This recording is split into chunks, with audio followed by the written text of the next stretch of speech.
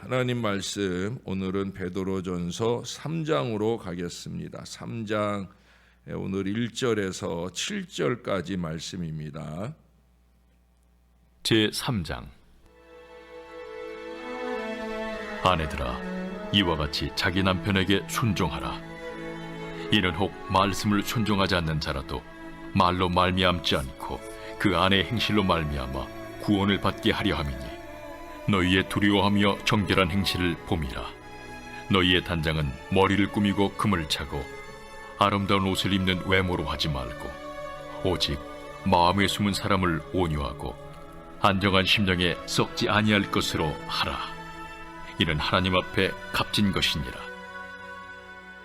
전에 하나님께 소망을 두었던 거룩한 부녀들도 이와 같이 자기 남편에게 순종함으로 자기를 단장하였나니, 사라가 아브라함을 주라 칭하여 순종한 것 같이 너희는 선을 행하고 아무 두려운 일에도 놀라지 아니하면 그의 딸이 된 것이니라. 남편들아, 이와 같이 지식을 따라 너희 아내와 동거하고 그를 더 연약한 그릇이요 또 생명의 은혜를 함께 이어받을 자로 알아 귀히 여기라. 이는 너희 기도가 막히지 아니하게 하려 함이라. 아멘. 우리가 예수 그리스도를 주님으로 모셨다는 것은 놀라운 축복, 은혜가 아닐 수 없습니다. 그러나 우리가 구원받았다는 사실이 곧 행복한 가정을 자동적으로 보장해 주는 건 아닙니다. 물론 우리가 구원받았다는 그 사실 안에 행복한 가정을 누릴 수 있는 가능성은 얼마든지 내재해 있습니다. 그렇다고 해서 우리가 그리스도인이 되었으므로 아무런 노력 없이도 행복한 가정 생활이 저절로 주어지는 건 아니에요. 더군다나 믿지 않는 남편과 사는 믿는 아내의 어려움은 형언하기 어려운 경우가 많이 있습니다. 오늘 우리가 주신 이 말씀에 보면 이 문제를 다루고 있어요. 사도 베드로가 성령의 감동을 받아서 이 편지를 쓸 당시에 그 로마 사회에서의 여성들의 지위라는 건 그야말로 말이 아니었어요. 당시 로마에서는 아내를 빌려줄지언정 돈을 빌려줄 수 없다고 말할 정도로 그만큼 여성의 지위가 형편없는 시대였습니다. 그런 사회 속에서 더군다나 예수 그리스도를 믿으면 핍박과 고난을 받는 그런 사회 속에서 이 불신자인 남편과 같이 살면서 신앙생활과 가정생활을 어떻게 영위할 것인가 하는 것이 이제 문제로 제기가 되었어요. 그래서 사도 베드로는 특별히 그런 어려운 처지에 있는 이 아내들에게 이 편지를 쓰게 된 겁니다. 오늘 주신 말씀 1절부터 6절까지는 이런 분위기 속에서 살고 있는 그 아내가 믿지 않는 남편을 향해서 어떤 태도를 가져야 할 것인가에 대해 말씀해 주고 있습니다. 이 말씀은 여전히 뭐라고 얘기해요? 순종하라, 이렇게 강조를 해요. 1절의 시작을 아내된 자들아 이와 같이가 뭐예요? 다시 말하면 우리가 어제 보았던 2장 18절에서 말씀한 것 같이라는 얘기예요. 2장 18절에 보셨죠? 사환들아 범사에 두려워함으로 주인들에게 순종하되 선하고 관용하는 자들에게만 아니라 또한 까다로운 자들에게도 그리하라. 까다로운 남편일지라도 그 이하 말씀에서 그리스도께서 많은 고난을 받으시면서도 성부 하나님의 뜻에 온전히 복종하셨던 것처럼 이와 같이 아내들도 남편에게 순종하라고 말씀하고 있어요. 여기서 말씀하는 이 순종, 옛날 개역 한글에는 순복이라고 하는 말로 써놨어요. 순종보다 순복이 더 강한 낮아짐이에요. 어떤 지위나 위치 아래에 자신을 두는 것. 내가 마땅히 누릴 위치가 있는데 그 위치의 권리를 생각하는 게 아니라 한 단계 밑으로 내려가서 자기를 세워두는 바로 그 낮아짐으로 이루어가는 순종을 말하는 거예요. 그러므로 이 순종, 순복이라는 말은 질서의 중요성을 강조하는 겁니다. 여성이 남성보다 열등하기 때문에 하나님께서 여성을 향해 남편에게 순복하라 하는 말이 아니에요. 예? 좀 전에 순복의 의미를 얘기했죠. 자기를 아래에 두는 거예요. 그러면서 질서를 스스로 우리가 만들어가는, 나는 남편에게 순종하겠다. 이게 그저 수동적인 관계가 아니라 내가 능동적으로 그렇게 하겠다는 거예요. 절대로 열등에 근거한 것이 아니다. 질서를 만들어가는 것이다. 질서를 사랑하시고 아내의 심리를 아시는 하나님께서는 가정의 행복을 위해서 아내의 순종을 강조하고 있다는 거예요. 오늘 주신 말씀에서 말씀하는 남편은 예수 믿는 남편이 아닙니다. 믿지 않는 남편이라 할지라도 그 남편에게 순종해야 된다 강조해요. 그 이유가 도대체 뭐겠습니까? 왜 순종해야 됩니까? 여기 오늘 아내들을 향해서는 6절을 얘기하고 남편을 향해서는 한 절만 딱 얘기했는데 이걸 기분 나빠하지 마시고 도대체 왜 내가 믿지 않는 내 남편에게 순종해야 되느냐. 첫째로 꼽을 수 있는 것은 주님의 명령이기 때문입니다. 뭐 다른 이유 필요 없어요. 우리에게는 뭐 남편이고 아내고 예수 믿는 우리에게는 주님이 명령하셨다. 그러면 그냥 하는 거예요. 왜? 라는 토를 달 게 없다는 거죠. 오늘 주신 말씀 1절을 보세요. 아내된 자들아 이와 같이 자기 남편에게 순종하라. 이것은 명령입니다. 순종하라라고 하는 것이 관역이에요. 그 관역을 향해서 우리는 날아가야 되는 거예요. 정확히 관역에 맞아져야.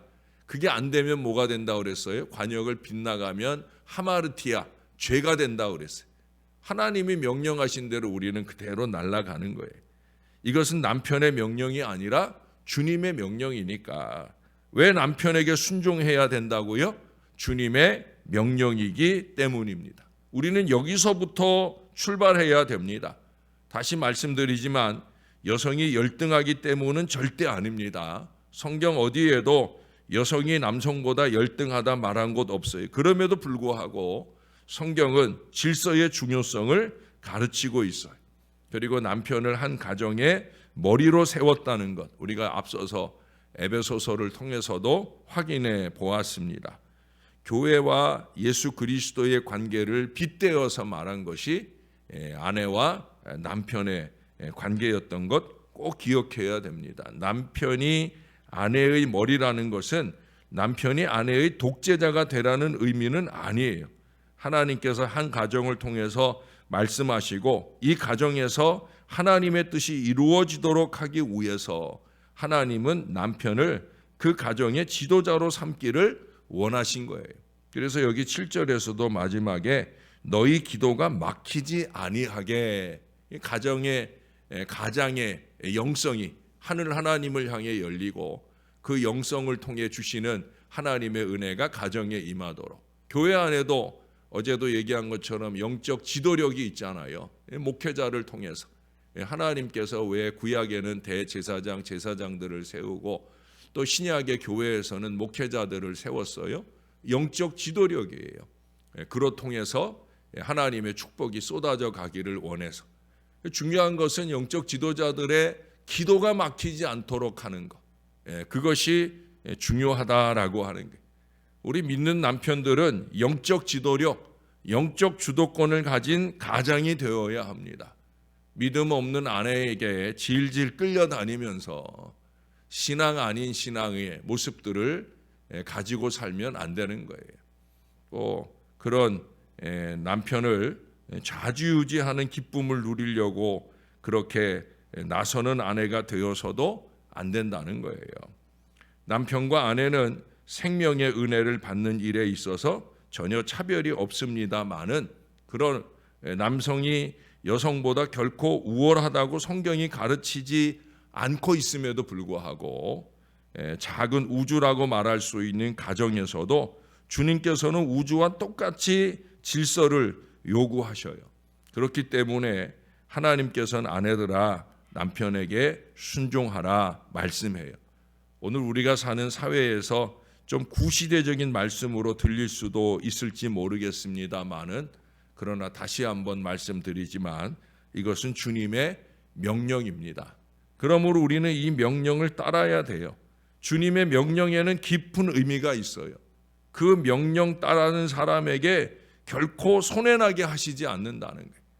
어제 저녁에 예배 후에 리더 헬퍼 모임 가운데 이번 주 그 사랑방 교제 내용이 성만찬이잖아요. 성찬에 대한 주제를 다루는데 제가 말미에 성찬의 의미가 뭐라고 그랬어요? 성찬은 거룩한 찬성이다. 성찬을 받는 사람들은 그 성찬을 받으면서 결단해야 된다.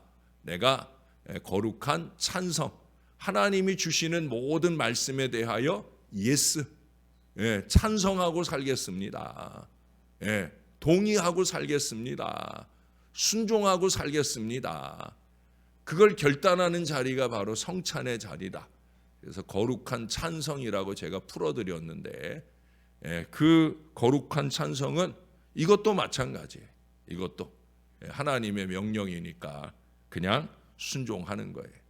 두 번째로 복음 증거의 기회가 되기 때문이에요. 오늘 여기 주신 말씀 1절, 2절만 보면 그 순종의 태도가 복음 증거의 상황을 제공할 수 있다는 걸 알 수가 있어요. 아내가 남편에게 순종하는 태도를 통해서 남편에게도 전도할 수 있는 길이 열린다는 거예요. 가령 가정에서 아내가 남편의 성미를 계속 건드려 보세요. 전도돼야 안 돼요? 전도의 기회가 꽉꽉 막히는 거죠. 아마 남편이 화가 나서 내가 죽어도 예수 믿나 봐라. 그런 마음을 가질 거예요.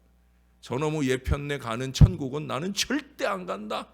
그런 마음까지도 가질 수 있을 거예요. 물론 이것은 남편의 오만한 자존심이지만 어떡합니까? 하나님이 남자를 그렇게 만드셨는데. 그러므로 남편에게 전도하기 위해서라도, 복음을 증거하기 위해서라도 아내는 남편에게 순종해야 된다는 거예요. 여러분, 인간관계가 가까울수록 설교가 잘 통하지 않아요. 여기서 제일 은혜 받지 못하는 사람이 누군지 아세요? 우리 아내예요. 어쩔 수가 없어요. 제일 가까운 관계일수록 감동이 필요한데 그 감동은 말로 되는 감동이 아니에요. 우리의 삶을 통해서 우러 나와야 합니다. 그러므로 아내는 남편에게 순종해야 됩니다. 1절 하반절에 뭐라고 그래요? 혹 말씀을 순종하지 않는 자라도 말로 말미암지 않고 그 아내의 행실로 말미암아 구원을 받게 하려 함이니. 앞에 얘기하는 말씀은 정관사가 붙었어요. 그래서 이 하나님의 말씀을 말하는 거예요. 그러나 뒤에 아내가 보여주는 말, 아내가 들려주는 말, 그 말에는 정관사가 빠져 있어요. 복음의 말씀이 아니에요. 그러므로 이것은 어떤 특정한 하나님의 말씀을 의미하는 게 아니라 죄송한 표현이지만 수다를 말하는 거예요. 아내의 떠들썩한 소리 또는 잔소리가 남편을 구원시키지 못한다 하는 그런 얘기예요. 어느 여신도는 믿지 않는 남편에게 전도하기 위해서, 남편에게 설교를 들려주기 위해서 남편이 집에 있을 때 기독교 방송에 그 설교를 크게 틀어놓습니다. 남편 들으라고. 그리고 자기는 열심히 기도한다고 방에서 기도를 합니다. 그러던 어느 날 목사를 찾아와서 뭐라고 그랬는지 아세요? 목사님, 요새 남편이 집구석에도 안 들어와요. 그렇게 얘기를 하더랍니다. 시끄럽다는 거죠. 그럴 수밖에 없는 거예요. 열심은 좋은데 무식한 열심입니다. 어거스틴의 어머니 모니카를 기억하시죠? 어거스틴이 젊은 날, 어린 날 방탕하게 사는데 그 아들 구원을 위해서 많이 기도한 기도의 어머니로 유명한 여자예요. 근데 이 모니카가 그 아들만을 위해서 기도했느냐? 아니에요. 이 아들놈이 부전자전, 그 아버지 따라서 그렇게 한 거거든요. 아버지도 방탕한 그런 인생을 살았어요. 이 어머니는 아들만을 위해서 기도한 게 아니라 남편을 위해서 더 열심히 기도하고 섬겼어요. 속썩이는 남편이지만 그 남편을 지극정성으로 모시며 위해서 기도했어요. 결국 남편이 죽기 직전에 주님 앞으로 돌아옵니다. 모니카의 간절한 기도가 영광스럽게 응답이 된 거예요.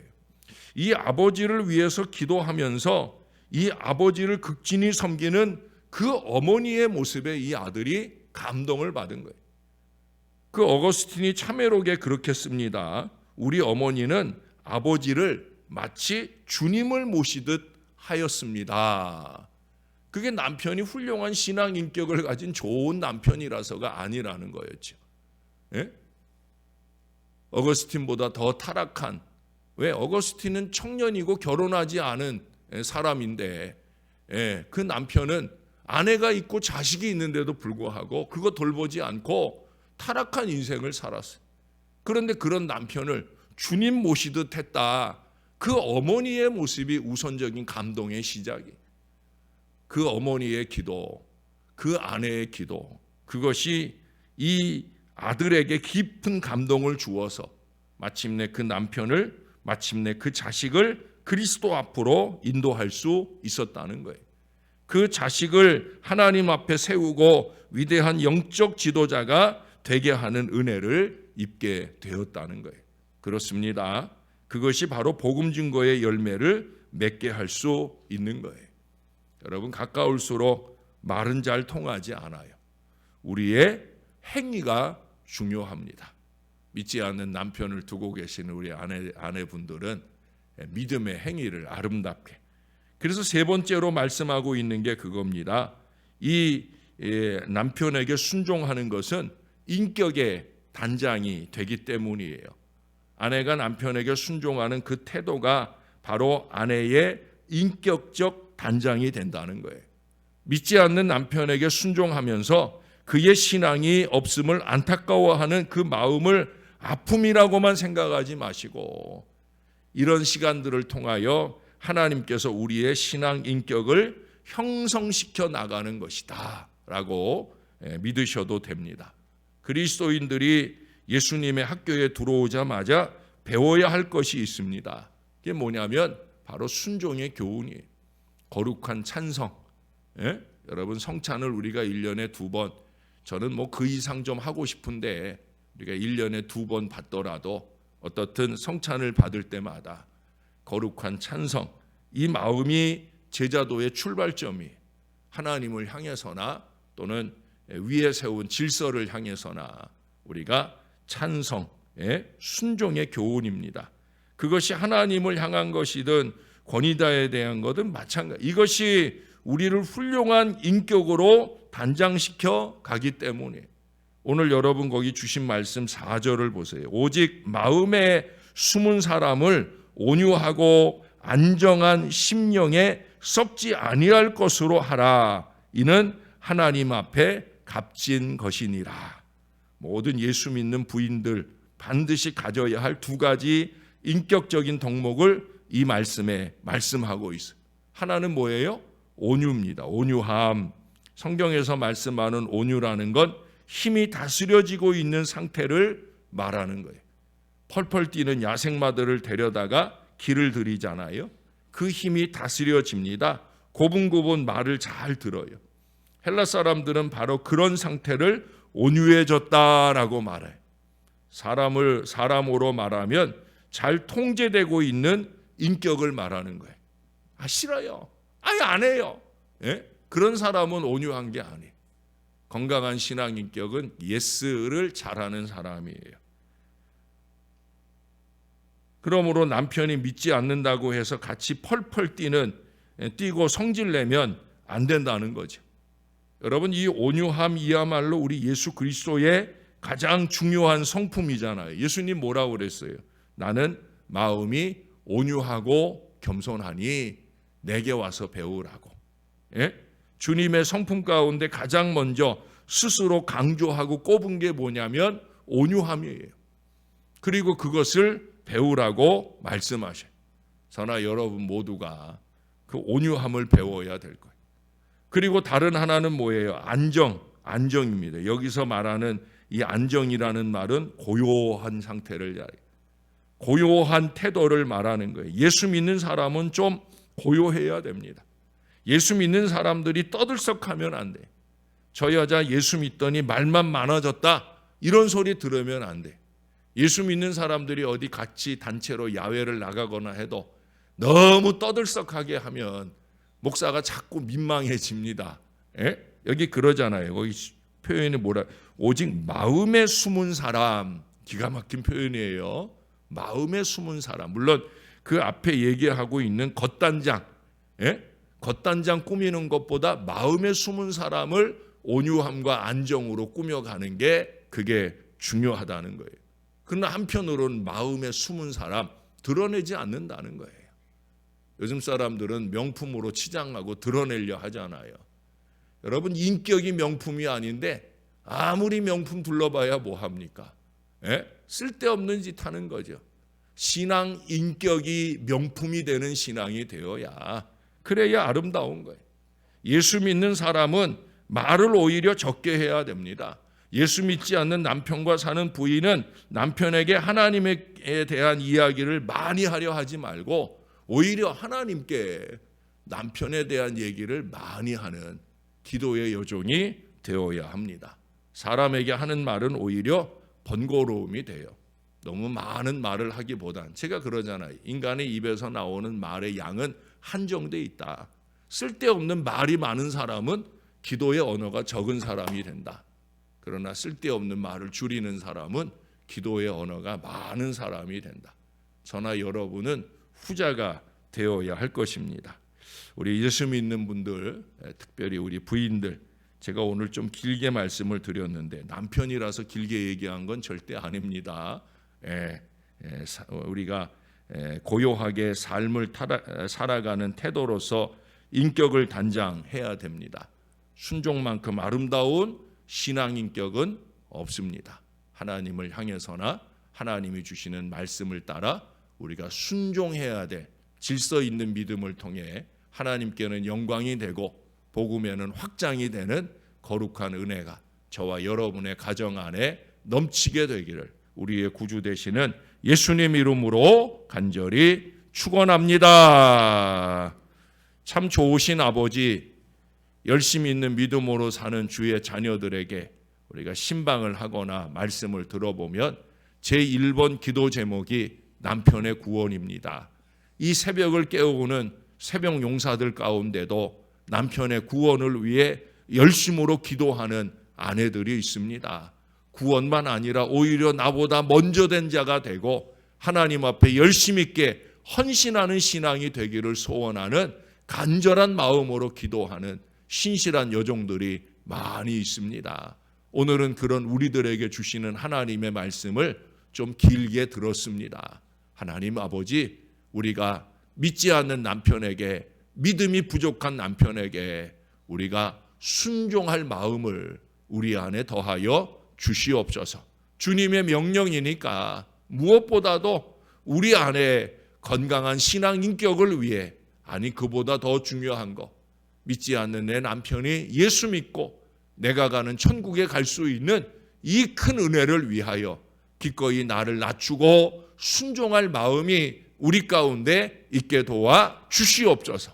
아내가 변하면 남편이 변하는 것은 당연하게 이루어지는 결과인 것을 잊지 말게 도와주시고, 하나님, 말을 적게 하고 순종하는 아름다운 삶의 태도를 통하여 남편을 감동시킬 수 있는 가정들이 되게 하시고 그 가정 안에 놀라운 구원의 은혜가 넘치게 도와 주시옵소서. 남편을 향하는 아내의 태도를 통해 자식들이 감동을 받고 또한 그 자식들조차 예수 잘 믿는 믿음의 은혜로 미래의 축복이 열려지는 역사가 나타나게 은혜를 베풀어 주시옵소서.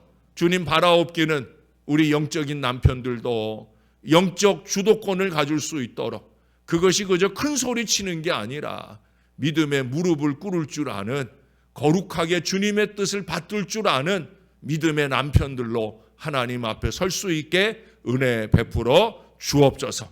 말씀과 기도로 거룩해지는 영적 지도력을 갖는 건강한 목회자, 건강한 남편들이 많이 세워지는 한국교회가 될 수 있도록 은혜 베풀어 주시옵소서. 사순절의 여종 중에 있습니다. 마음을 흐트르지 않고 십자가 앞에 나를 절제하며 아름답게 살아내는 우리 모두가 되어지도록 하나님 도와주시옵소서.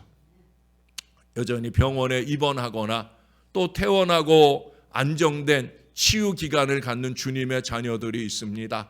크고 작은 암병이나 작은 질병 등으로라도 하나님께 매달리는 심령들도 있습니다.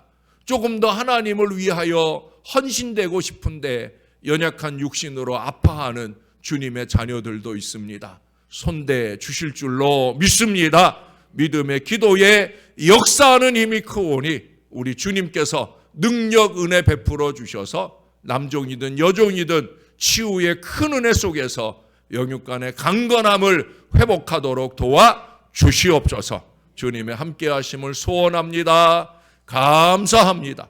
예수님 이름으로 기도합니다. 아멘.